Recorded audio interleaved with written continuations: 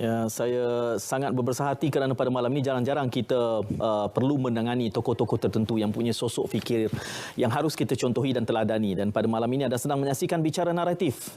Telah pun diwar-warkan sedari awal. Tetamu pada malam ini secara langsung dibawakan dari Angkasa Puri, Dr. Chandra Muzaffar. Assalamualaikum, Doktor. Assalamualaikum. Ya, terima kasih kerana dapat menemani saya pada malam ini. Saya sebutkan kepada penonton, bahkan pada teman-teman, saya mengatakan, malam ini saya bergandingan dengan Dr. Chandra Muzaffar.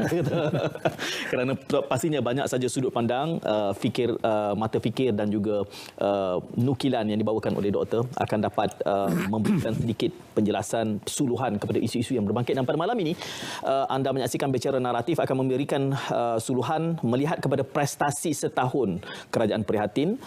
Pastinya anda juga ingin berinteraksi, memberikan pandangan balas, boleh memanfaatkan Facebook kami di Berita RTM. InsyaAllah di sepanjang perbincangan ini selama 1 jam, 58 minit berbaki ini anda boleh memberikan pandangan balas, juga persoalan yang dibangkitkan. InsyaAllah sempat saya cuplik nanti bawa kepada perhatian Dr. Chandra Muzaffar. Jadi melihat kepada perbincangan ini, saya kira banyak yang boleh kita ulaskan, tetapi terdapat pandangan yang pelbagai bila melihat prestasi Kerajaan Prihatin ini, kalau kita boleh memanggilnya sedemikian, dalam tempoh setahun. Kerana sebelum ini kerajaan yang disebut sebagai Pakatan Harapan itu mengambil masa 22 bulan, dan ada yang menyatakan bahawa 22 bulan itu terlalu pendek untuk mengukur prestasi. Dan kini kita melihat kerajaan yang ada pada hari ini di dalam beberapa sudut pandang tertingkap. Yang pertama, kerana ia mengambil alih di dalam tempoh pertengahan. Kemudian ukuran yang ingin kita justifikasikan ini adalah tempohnya secara relatif singkat, setahun, dengan realiti cabaran yang pelbagai. Yang unprecedentednya mungkin COVID, berlatar belakangkan juga yang merentit daripada itu adalah cabaran-cabaran ekonomi yang datang bersamanya. Bagaimana bacaan Dr. Chandra melihat prestasi di dalam tempoh setahun sehingga apa yang dapat kita rasakan pada hari ini, Doktor? Terima kasih, Ustaz. Dan saya merasa bertuah juga sama-sama dengan Said dalam program ini. Bagi saya, penilaian prestasi seseorang pemimpin ataupun sebuah kerajaan dalam tempoh waktu yang begitu singkat mungkin tak adil kepada pihak yang dinilaikan itu, kerana ini hanya 1 tahun tetapi kita terpaksa menilaikan prestasi kerajaan Tan Sri Mahyudin kerana keadaan yang mencabar kita semua. Kerajaan Tan Sri Mahyudin menghadapi 2 cabaran besar. Satu, cabaran kesihatan, dan satu lagi cabaran ekonomi. Dan kita tidak boleh pisahkan dua-dua cabaran ini. Luar biasa. Tak pernah berlaku dalam sejarah negara kita, dalam sejarah beberapa negara-negara di seluruh dunia. Lagipun kemunculan kerajaan Perikatan Nasional ini juga sesuatu yang luar biasa. Kerana ini bukan kerajaan yang dipilih dalam pilihan raya. Kerajaan yang dipilih adalah kerajaan yang tumbang. Dan akibat daripada krisis Pakatan Harapan, wujud perikatan ini. Dan saya harus terangkan dari awal lagi, saya tidak menganggap ini sebagai kerajaan pintu belakang. Sebagai ahli sains politik, ini bukan kerajaan pintu belakang, kerana ini adalah sesuatu yang biasanya berlaku dalam beberapa negara. Apa yang berlaku di negara kita. Dan ini adalah sesuatu yang pernah berlaku di negara kita juga, tapi bukan di peringkat nasional. Pernah berlaku di Terengganu pada tahun 61, pernah berlaku di Perak pada tahun 2009, pernah berlaku di Sabah pada tahun 1994. Dan dari satu segi, kalau kita tengok pada latar belakang, asal-usul dan evolusi Barisan Nasional, parti yang bernama Barisan Nasional tak bertanding dalam pilihan raya 69. Tapi tiba-tibanya parti ini muncul akibat daripada gabungan, akibat daripada pihak tertentu yang melompat, parti perpecah dan sebagainya.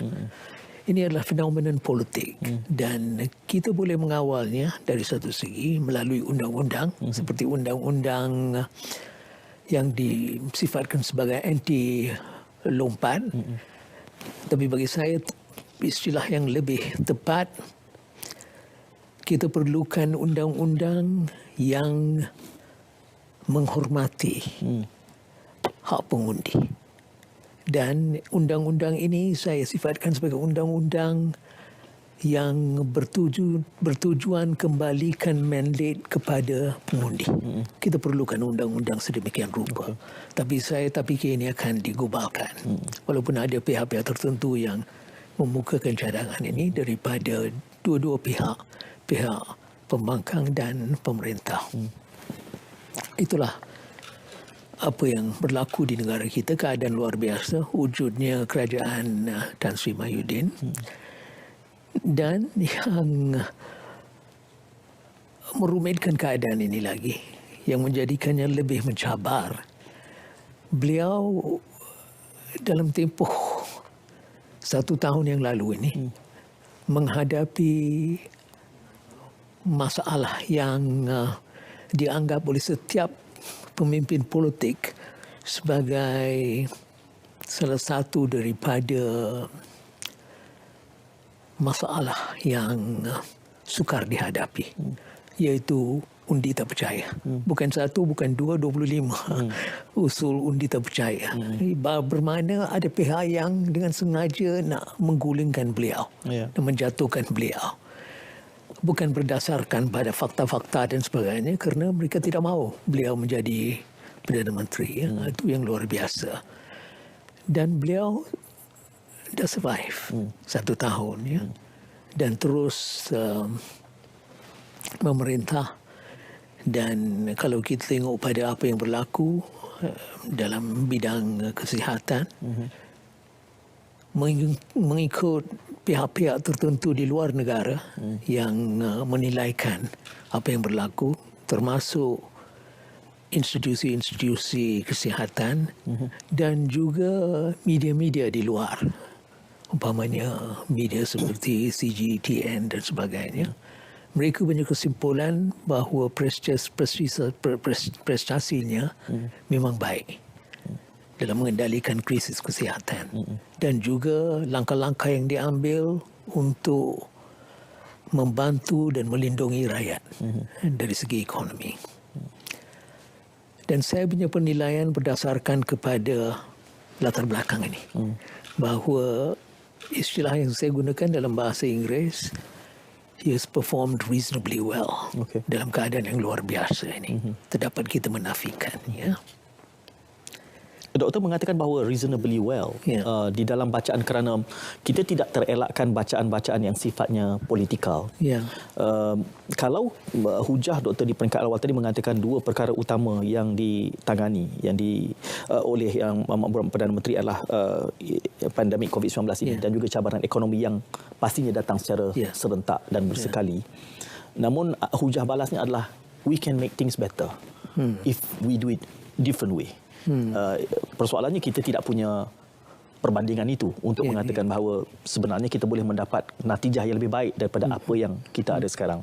Misalnya dalam konteks menangani COVID-19, mungkin benar 6 bulan yang pertama itu kita berada di dalam posisi yang sangat baik berbanding dengan negara asing, negara yang lain.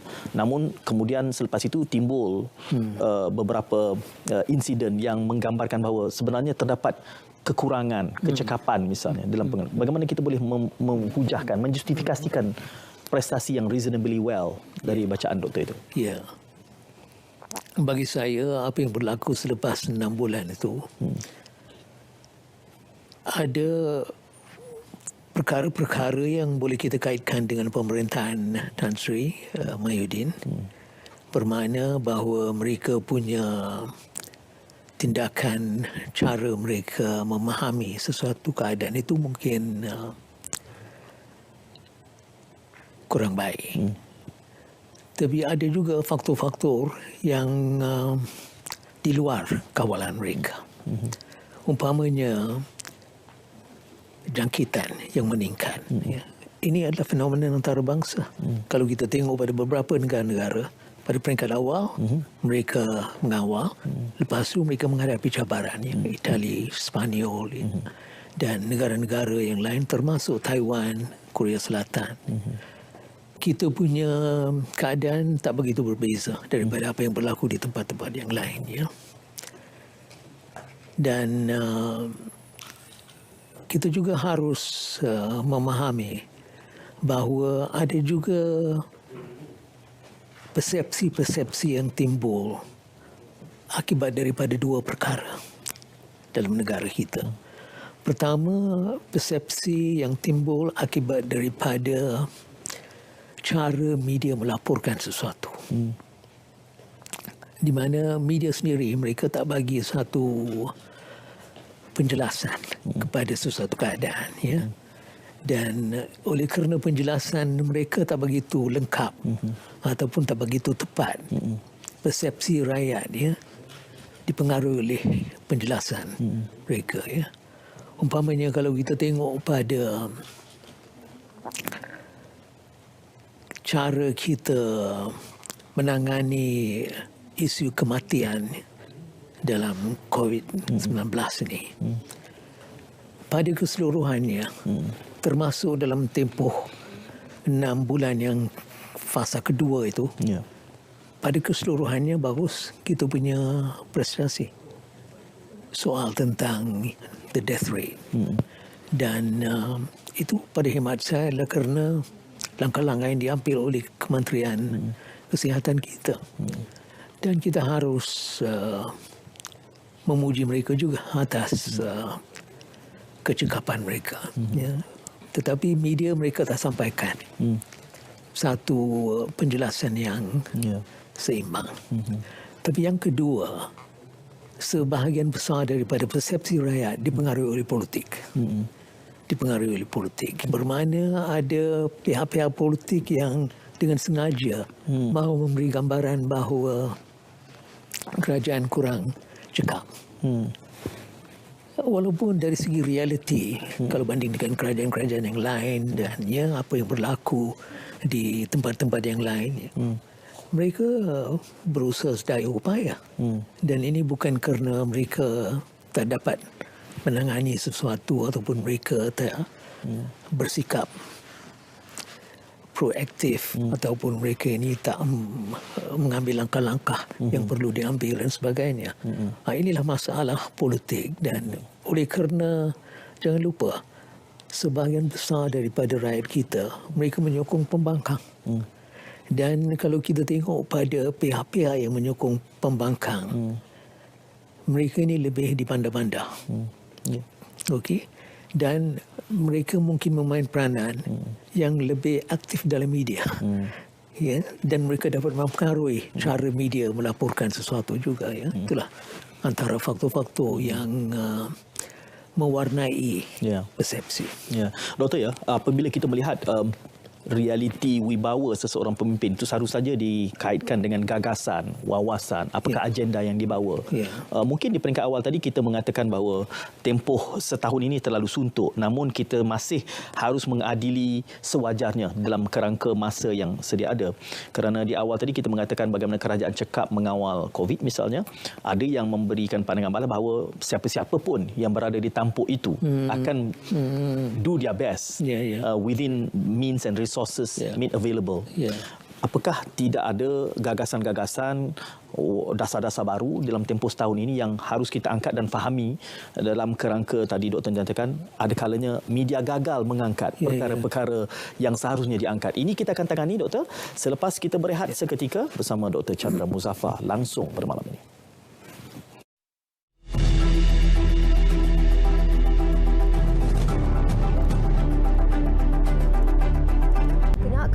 Gau Sibu ti sudah untuk buka di titik air dan sampai ke Doho Ilioleri Lajius Kabarai Dusun Mantat Kota Kinabalu. Walaupun nampak selamat di luar sana, SOP perlu sentiasa dijaga. Ini Adam, seorang murid sekolah menengah. Ayah memeriksa suhu dan memastikan Adam dalam keadaan yang sihat. Adam tidak mempunyai apa-apa gejala dan terus menyiapkan diri untuk ke sekolah. Kemudian, Adam memakan sarapan yang disediakan oleh ibu. Adam, pelitup separuh muka dan hand sanitizer dah ada. Adam kena pakai pelitup separuh muka dalam bas nanti tau. Hand sanitizer pula elok Adam bawa untuk senang cuci tangan nanti.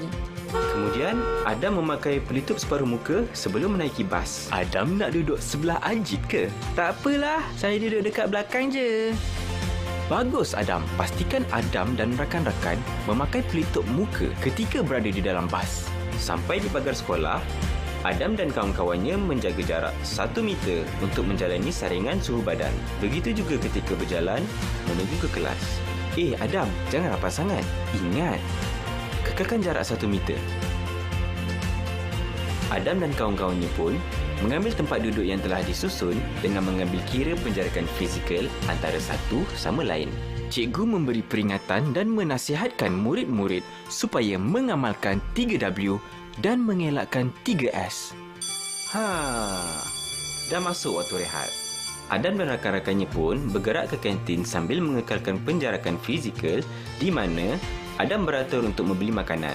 Adam membeli buah potong kegemarannya. Kemudian terus bergerak ke kelas untuk makan sambil diawasi oleh guru. Sebelum makan, Adam pergi ke sinki untuk mencuci tangan. Begitu juga setelah dia selesai makan. Setelah sampai ke kelas, Adam dan rakan-rakannya pun makan. Adam, pastikan Adam tanggalkan pelitup separuh muka dan simpankan dalam beg plastik tau. Baik Adam, nampaknya sekolah pun sudah tamat. Jom kita balik. Adam, sebagai langkah keselamatan, elakkan daripada berkumpul atau bermain dengan kawan-kawan. Okey? Alah, okeylah. Adam pun kembali ke rumah, di mana ibu dan ayahnya menunggu. Cuba ceritakan apa yang Adam belajar hari ini. Hari ini, Adam belajar untuk sentiasa mengamalkan 3W dan mengelakkan 3S. Bagus Adam. Jangan leka dan alpa. Kita belum menang. MyClick dan RTM Mobile kini satu logo, satu nama. RTM Click.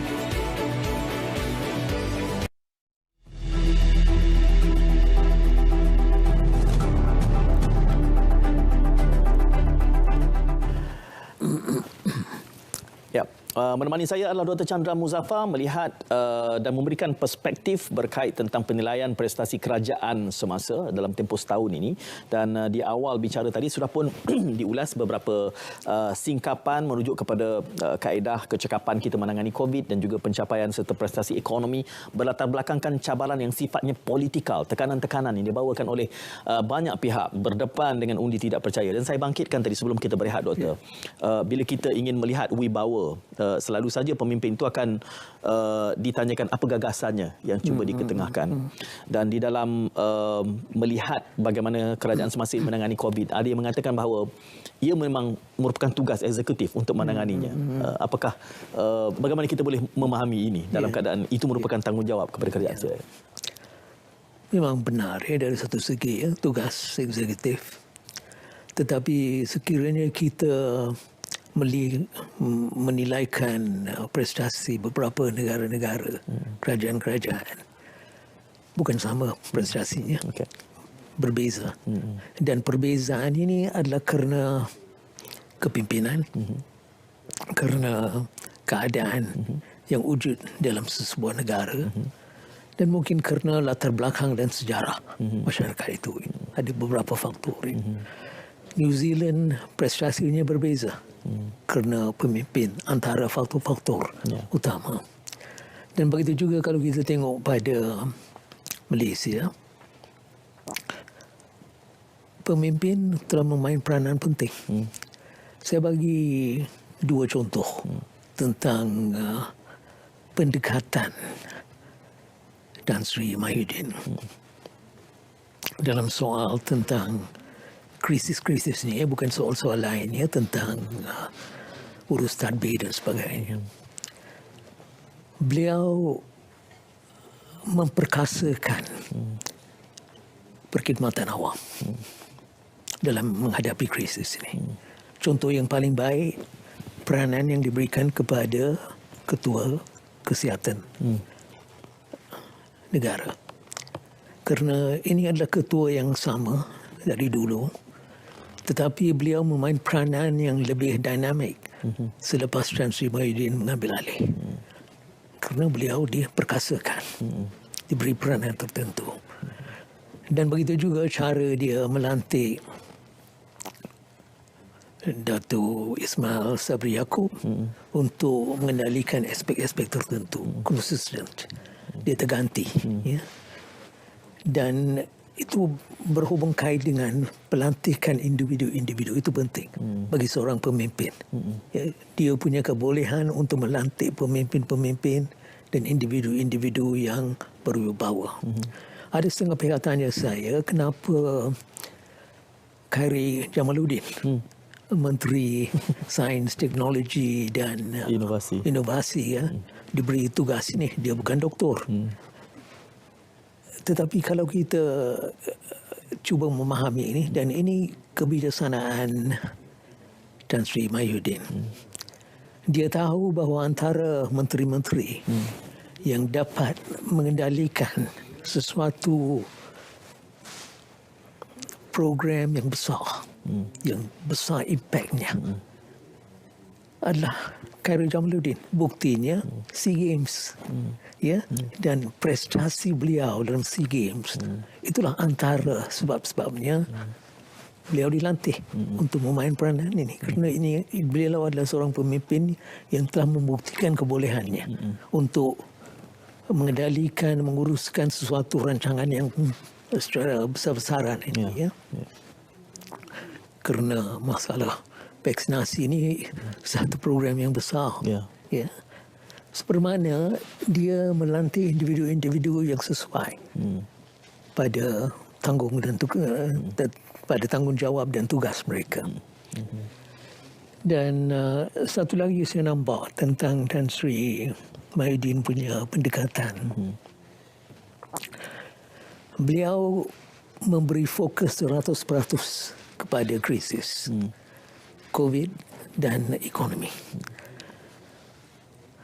Selain daripada apa yang kita telah bincang, ya, kita tahu daripada rakan-rakannya dan daripada media bahawa beliau pastikan bahawa bantuan ekonomi itu sampai pada sasarannya. Itu begitu penting bagi beliau. Dan itulah sebabnya beliau memberi perhatian yang khusus kepada soal-soal ini. Walaupun beliau menghadapi cabaran-cabaran politik yang luar biasa, yang berhubung kait dengan kedudukannya, tapi beliau tak membenarkan cabaran-cabaran itu untuk mengganggu gugat peranan dan kedudukan beliau. Itu penting dan bukan mudah. Bukan mudah, ya, kerana kebanyakan ahli-ahli politik mereka akan feel distracted. Tapi beliau dah berjaya mengelakkannya. Itu yang dimaksudkan dengan Tun Musa Hitam dalam wawancaranya. Dia katakan dia ini memang seorang pemimpin yang very experienced. Ya. Dan kita nampak dalam krisis ini bahawa experience beliau itu memain peranan penting. Adakah doktor dalam setahun ini terlalu awal untuk kita mengharapkan gambaran sebuah gagasan? Apakah ada dasar-dasar yang mungkin boleh kita angkat dalam tempoh setahun ini? Saya membagikan dasar-dasar Tan Sri Mahyudin dan kerajaan lah pada keseluruhannya, bukan kerana ada yang pihak-pihak lain juga yang terlibat, kepada dua kategori, dua lingkungan. Pertama, yang berhubung kait dengan krisis ni.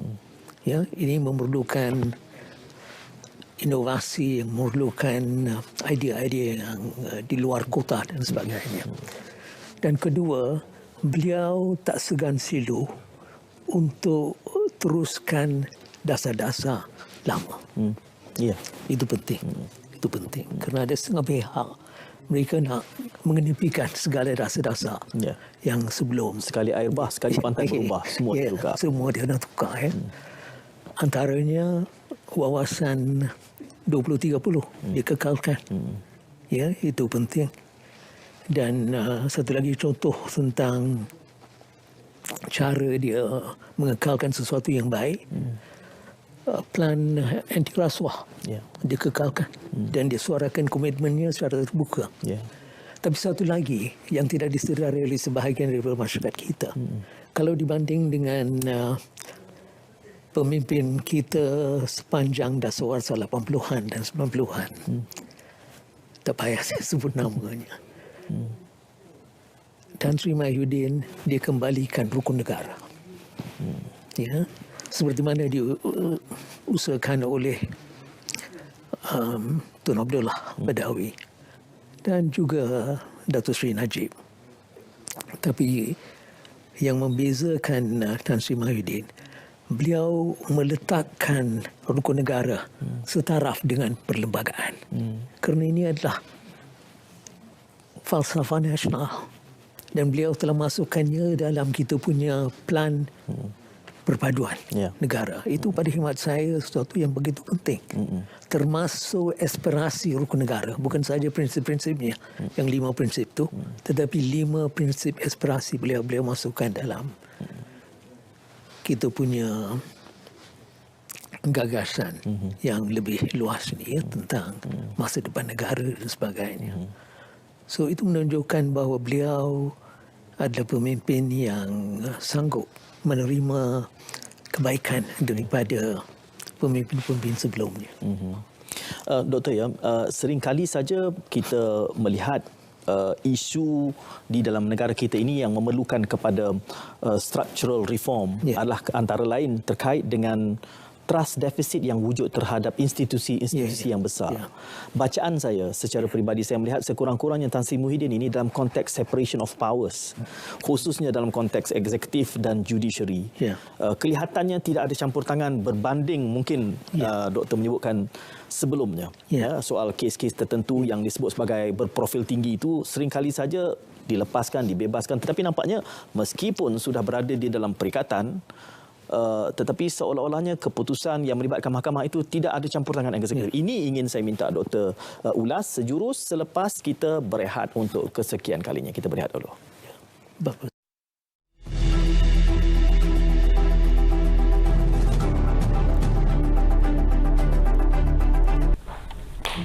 Baik, jika anda perhatikan, anda akan dapat kenal pasti bahawa semua penyakit yang divaksinasi adalah merupakan penyakit berjangkit yang mana ia disebabkan oleh virus yang boleh menyebabkan komplikasi penyakit yang berat seperti lumpuh, kanser, malah kematian. Saya ada soalan. Kenapa semua orang perlu divaksinkan? Mengapa tidak orang berisiko saja? Okey, baik. Ia sebenarnya untuk melindungi golongan yang rentan, iaitu golongan yang mudah dijangkiti penyakit disebabkan oleh sistem dan juga fungsi tubuh yang tidak kuat, seperti kanak-kanak, orang tua, pesakit kanser dan sebagainya. Ada soalan lain? Kalau saya sudah divaksinasi, apakah masih akan terkena penyakit ini? Okey, dia macam ni. Vaksin ni sebenarnya ia tidak menghentikan anda daripada dijangkiti sebarang virus atau kuman. Tetapi ia boleh mengurangkan kesan buruk daripada terjadi. Jadi, marilah sama-sama kita jauhi kontroversi dan kurangkan andaian teori. Rujuklah kepada pakar perubatan anda untuk makluman vaksinasi dengan lebih lanjut.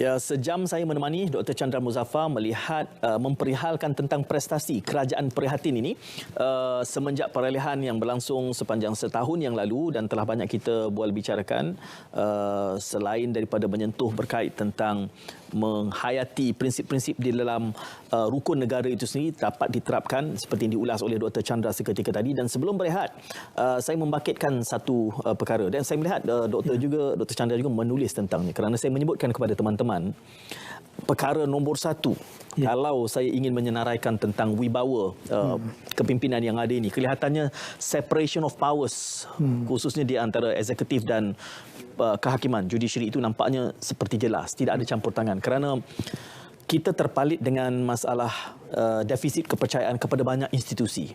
Kerana itu kita ada idea tentang IPCMC misalnya. Kita juga ada defisit kepercayaan terhadap institusi yang besar, SPR, SPRM yang kelihatannya dikatakan sebagai selective prosecution. Tetapi bila kita bercakap soal kehakiman dan eksekutif, sekurang-kurangnya apabila sudah berada di dalam perikatan nasional, namun proses seperti tidak terganggu kerana ramai rakyat menganggap bahawa akan adalah kes-kes yang dibuang, tapi kelihatannya masih berterusan. Bagaimana Doktor melihat, mempersepsikannya?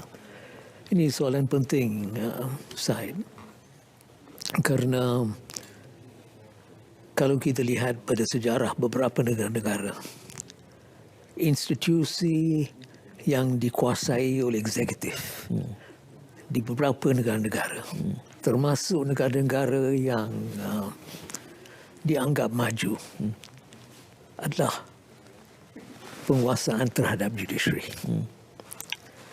Dan apa yang berlaku di negara kita dewasa ini dan sikap dan pendekatan Tan Sri Mahyudin dari satu segi luar biasa, kerana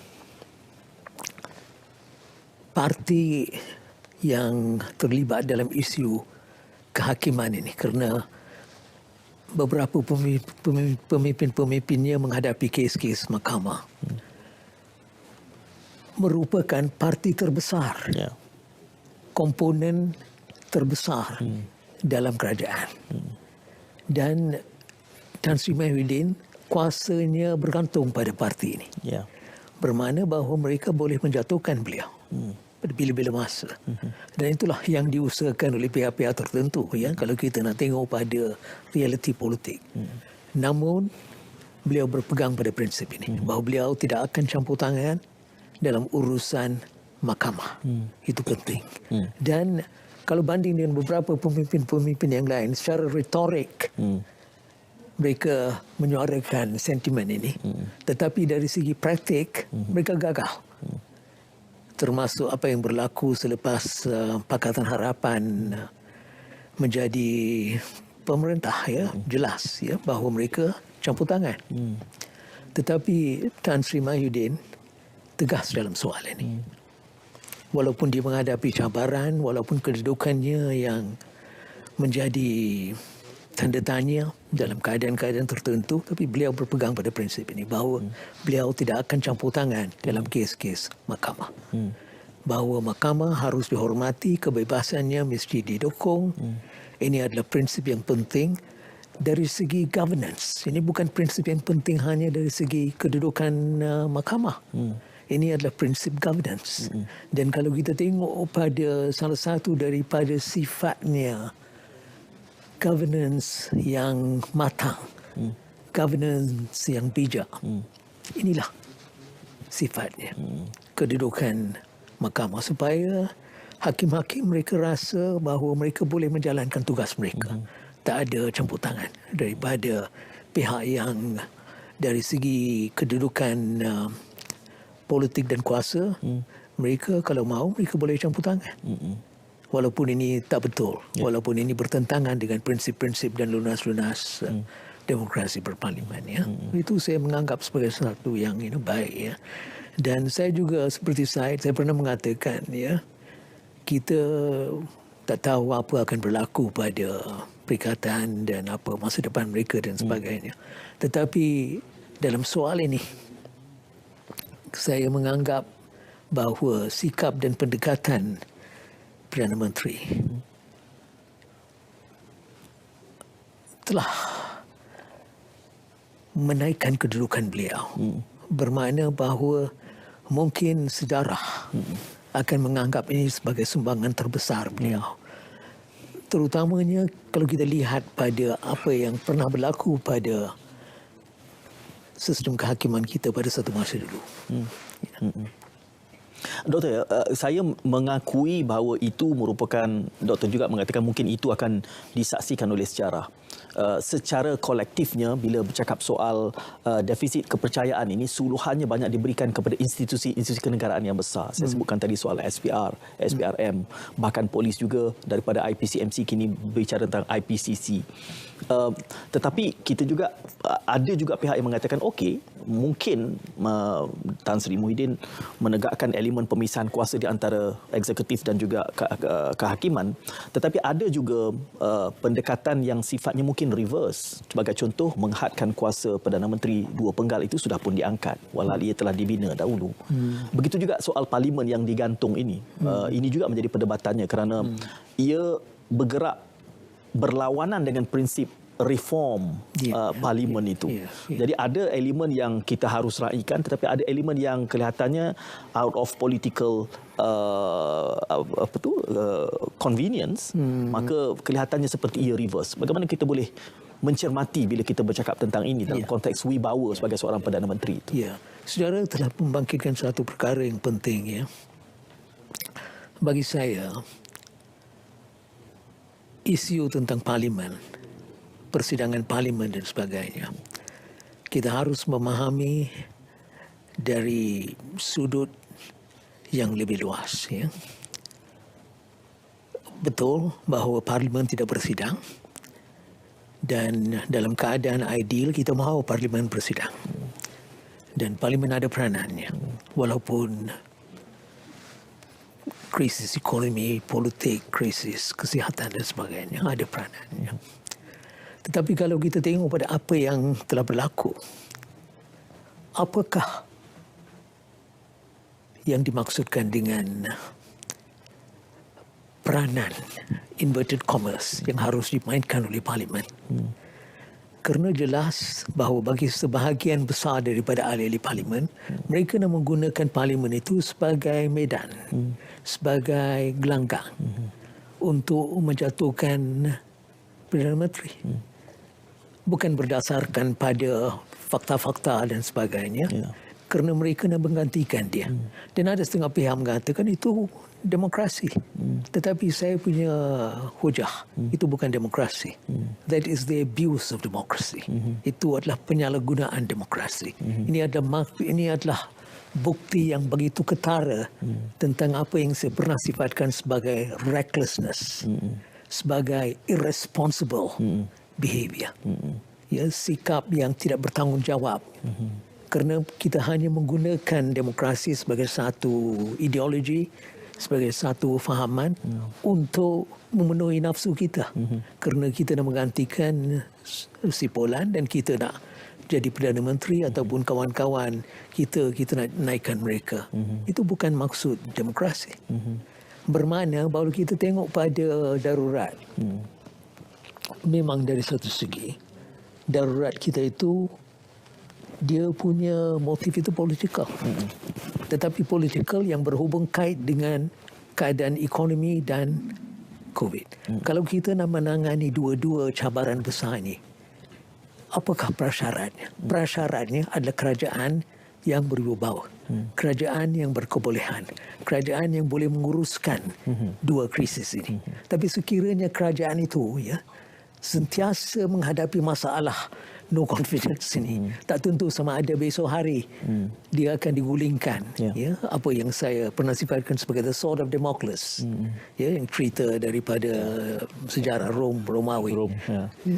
Sword of Damocles yang mencabar individu itu. Sudah pasti dia tak boleh bergerak, sudah pasti dia tidak boleh menyumbang.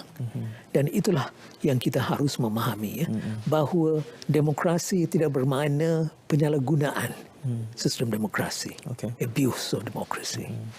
Bagaimana jawapan doktor apabila mungkin ada pihak yang mengatakan bahawa langkah Sheraton itu juga abuse of democracy? Apa jawapan balas kita?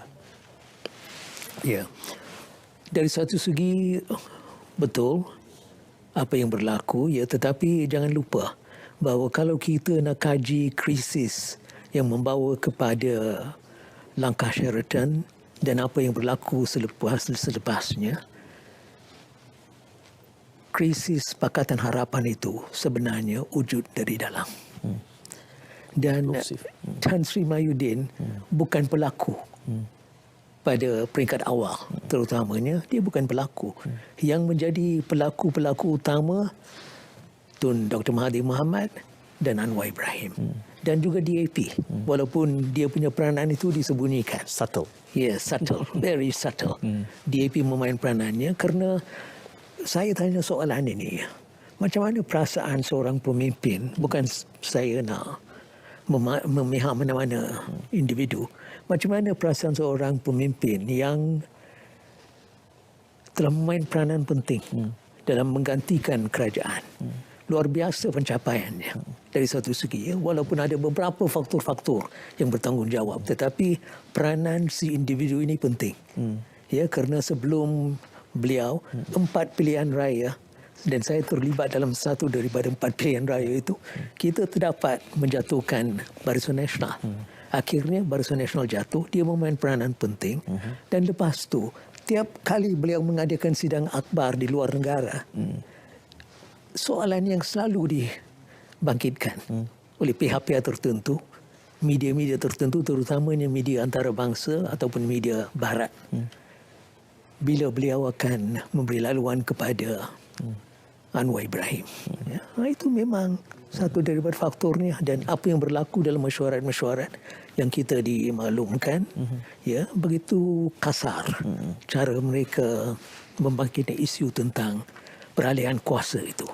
Dan itu juga satu daripada faktor. Dan soal Anwar, soal Dr. Mahathir, ini juga harus kita ambil kira kalau kita nak bincang tentang apa yang berlaku dan peranan golongan-golongan di luar negara yang antara mereka yang membangkitkan soalan ini dan yang terus mendesak supaya perubahan ini berlaku. Akhirnya Tun Mahathir pun dia tak senang dengan keadaan ini. Tetapi dalam keadaan yang begitu mengelirukan, ada kalanya dia memihak kepada pihak ini, ada kalanya dia memihak kepada pihak lain. Itulah sebabnya kekeliruan itu berlaku. Dan krisis ini berlaku dan Tan Sri Mahyudin dilantik. Saya punya pendapatnya, Syed, bahawa beliau ini sebenarnya bukan backdoor Prime Minister. Dia ini sebenarnya adalah savior? Bukan savior. Saya lebih senang dengan kalau nak gunakan istilah pintu itu. Dia jadi Perdana Menteri melalui pintu istana. Pintu istana. That is the main factor. And it is a fact. It is a fact kerana dia punya pemilihan dan pelantikan, dan kita tahu adalah kerana Duli Yang Maha Mulia Sri Paduka Baginda Yang Di-Pertuan Agong dan juga raja-raja yang lain. That is the fact. Dengan Dr. Chandra ni, saya rasa rugi kalau hanya membincangkan tentang apa adanya. Saya ingin tap into your mind untuk kita mengunjurkan kepada masa depan, dan itu kita akan tangani selepas kita berehat seketika.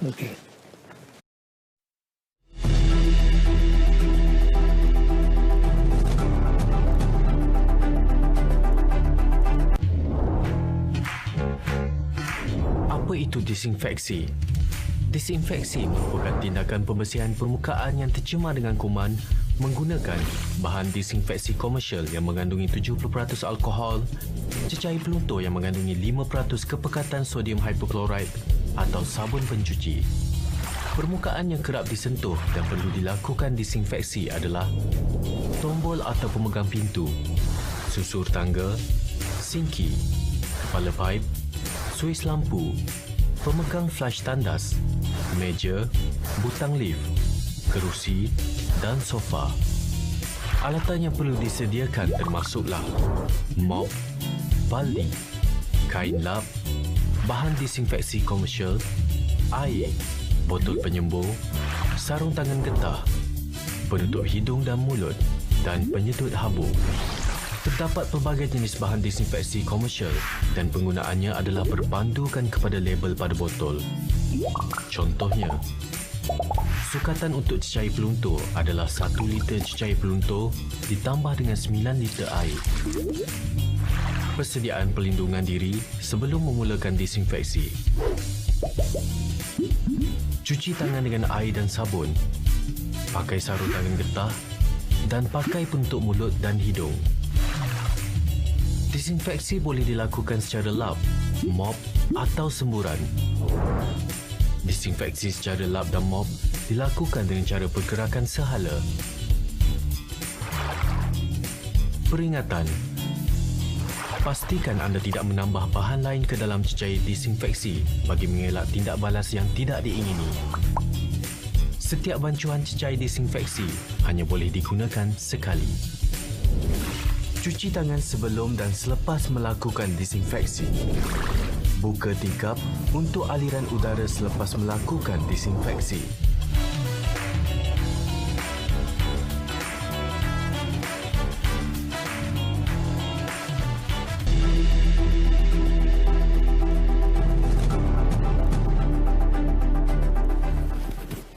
Okey, ada banyak soalan, bukan soalan, pandangan yang dikemukakan di Facebook berikutan penampilan Dr. Chandra Muzaffar pada malam ini memperihalkan tentang prestasi setahun Kerajaan Prihatin di bawah Tan Sri Muhyiddin Yassin, dan banyak juga yang sebahagian itu memberikan pandangan balas. Masyarakat kita terbelah dan melihat kepada realiti itu kerana bacaannya mungkin bersifat politik. Apabila melihat saja percaturan perbincangan itu di pentas ini, seringkali saja dibaca juga secara politik, sedangkan seboleh mungkin saya cuba meraihkan memberikan perimbangan di antara yang pro dan yang kontra ini. Saya bangkitkan tadi sebelum kita berjeda seketika tentang bagaimana kita ingin melakukan projection, melihat ke hadapan. Kerana akhirnya apabila kita melihat seorang Perdana Menteri, itu bacaannya masih diberikan suluhan politik terhadap di dalam realiti political setting dan real politik yang ada pada hari ini. Dan saya teringatkan satu ungkapan mengatakan bahawa history is written by the victors. Kita akan berdepan dengan realiti PRU. Dan saya tidak pasti selama mana, cuma komitmen yang diberikan adalah sejurus COVID ini mereda, maka komitmen diberikan oleh Perdana Menteri ianya akan dibubar. Tetapi realitinya buat masa ini kelihatannya sangat terbelah. Tidak ada sesiapa pun mana-mana parti yang boleh mengatakan mereka adalah the real kingmaker. Kerana itu saya sebutkan pada Dr. Chandra tadi, kalau kita mengunjurkan ke depan dengan realiti yang kita ada ini, tidak ada petunjuk, pertamanya tidak ada petunjuk siapa yang akan menjadi Perdana Menteri. Dan tidak ada petunjuk parti yang benar-benar dominan yang boleh mencorakkan. Bahkan di dalam banyak buah bicara yang saya kendalikan, kelihatannya tidak ada satu parti pun, Doktor, yang boleh membawakan sebuah naratif yang lunak untuk diterima oleh kepelbagaian yang ada. Jadi bagaimana kita, kerana doktor juga menyatakan kita harus mengadili prestasi ini di dalam kerangka julat 1 tahun itu. Apa yang boleh kita emblemkan supaya inilah, kerana mungkin macam wawasan kemakmuran bersama kelihatannya juga tidak begitu mendasar dan tidak begitu mengakar berbanding misalnya wawasan 2020 yang cukup disepakati. Mungkin kerana pada ketika itu dana promosinya besar, tapi kita berdepan dengan, jadi apa yang harus kita adili dan letakkan bahawa inilah sebuah legasi yang penting. Selain tadi mungkin kita sebut satu soal pemisahan kuasa antara eksekutif dan juga kehakiman itu. Bagaimana, Doktor? Secara simbolik, usaha untuk kembalikan rukun negara, saya menganggap itu penting. Kerana sejak awal 80-an dan sewarsa 80-an, kita ini macam tak ada falsafah nasional. Dan itulah sebabnya macam-macam cerita naratif yang wujud, ya. Dan ini yang menimbulkan kekeliruan dalam masyarakat kita. Itu pada khidmat saya satu yang penting, ya, bahawa kita telah kembalikan rukun negara pada tempat yang sewajarnya. Tetapi ada beberapa perkara-perkara yang penting. Ya. Saya menganggap usaha untuk membenteras rasuah penting sekali. Dan yang kita perlukan tiga unsur utama dalam membenteraskan rasuah. Undang-undang yang tegas dan pelaksanaannya. Kita memerlukan juga pendidikan masyarakat. Kerana soal rasuah ini tidak boleh kita pisahkan daripada soal pendidikan. Dan sebahagian besar daripada rakyat kita, mereka walaupun mereka mengecam rasuah, tetapi mereka sanggup mengamalkannya. Itu yang menjadi masalah. So itu yang kedua. Dan yang ketiga adalah soal tauladan dari kepimpinan dan juga elit-elit dalam masyarakat. Itu yang penting sekali. Supaya tak ada double standard dan sebagainya.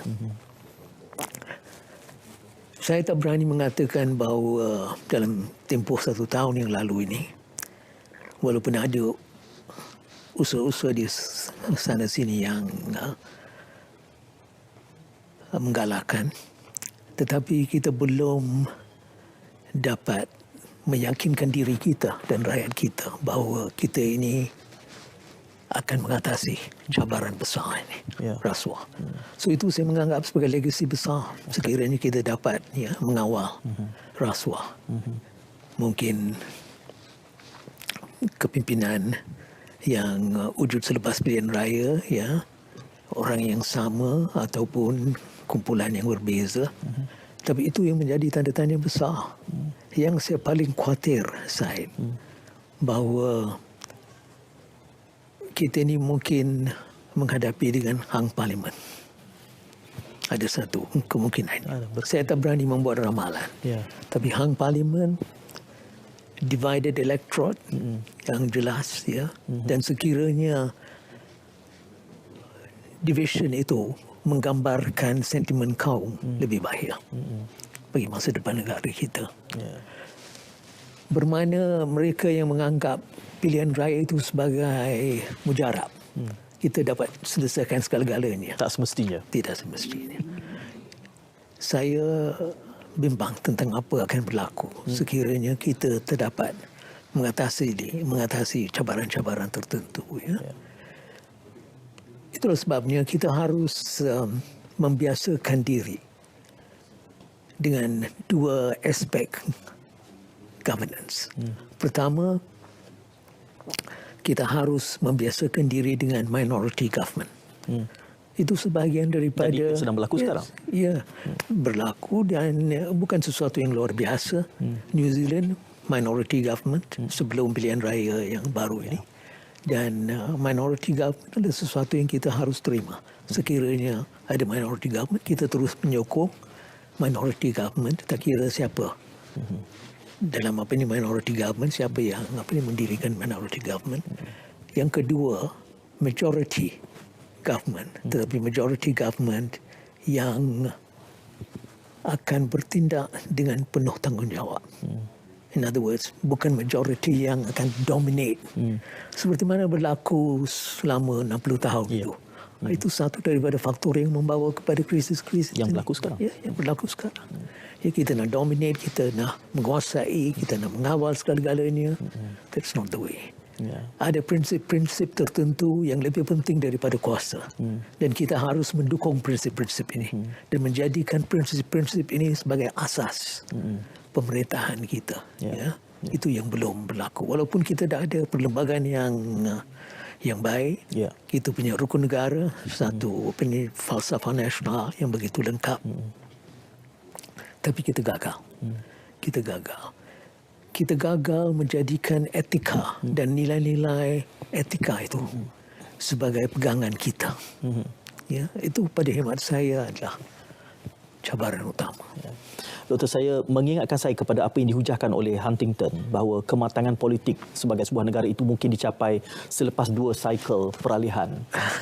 Cuma saya bimbang kematangan itu terbina dalam kerangka Malaysia agak mengambil masa yang agak lama di dalam unprecedented speed yang berlangsung sekarang ini.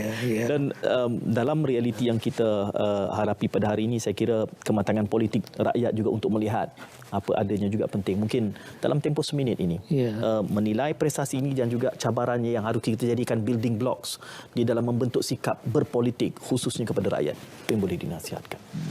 Salah satu daripada kekuatan kita kalau banding dengan beberapa negara-negara lain, kita menghadapi macam-macam cabaran. Tetapi kita adalah antara segelintir negara-negara yang dapat elakkan keganasan. It's a fantastic achievement. Yang kita harus memahami ini. Kerana you tengok beberapa negara-negara, ini yang menjadi cabaran mereka. Dan sekiranya keganasan politik menjadi tabiat masyarakat, tentu sekiranya dia menjadi satu perkara biasa, satu kelaziman, I think negara itu akan hancur lebur. Kalau kita masih ada masanya, soalan susulan saya kepada doktor adalah dari mana datangnya